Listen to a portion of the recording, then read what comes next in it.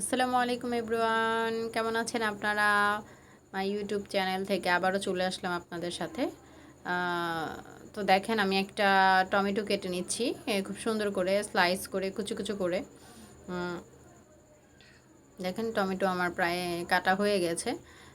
তো তারপর আমরা একটা নিয়ে নিব শশাকে সুন্দর করে ছিলে কুচি কুচি করে নিব। তো অ্যাকচুয়ালি আমি কী বানাবো এটা দিয়ে হলো বিকালে জব থেকে আসার পরে আমার খুব ঝাল কিছু খেতে ইচ্ছে করতো। বাসায় তেমন কিছু ছিল না আজকে, তো আমার ঝাল কী খাবো ভেবে পাচ্ছিলাম। তো আম্মুকে জিজ্ঞেস করার পরে বলল যে চানাচুর আছে।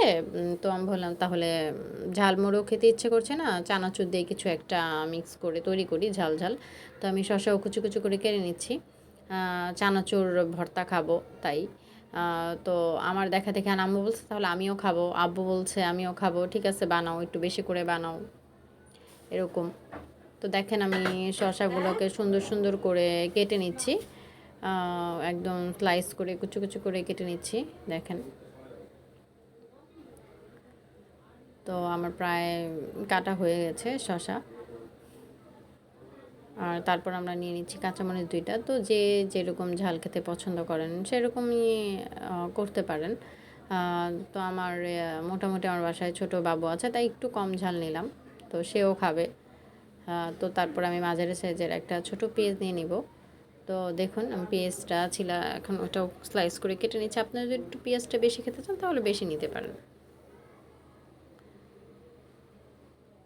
আপনারা চাইলে বিকালে সন্ধ্যায় গরমে একটু এটা ট্রাই করতে পারেন, আপনাদের কাছে আসলে ভালো লাগবে, দেখবেন আপনারা।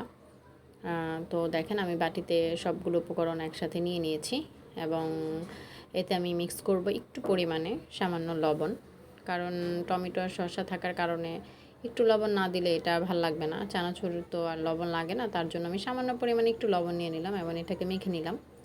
দেন আমি নিয়ে নিচ্ছি চানাচুর। আমি রুচি ব্র্যান্ডের চানাচুরটাই পছন্দ করি, কারণ এটা একটু ঝুরি ঝুরি হয়। মোটা চানাচুর মোটেও আমার ভালো লাগে না, তো আমি চানাচুর ঢেলে চানাচুরটাও মাখিয়ে নিচ্ছি।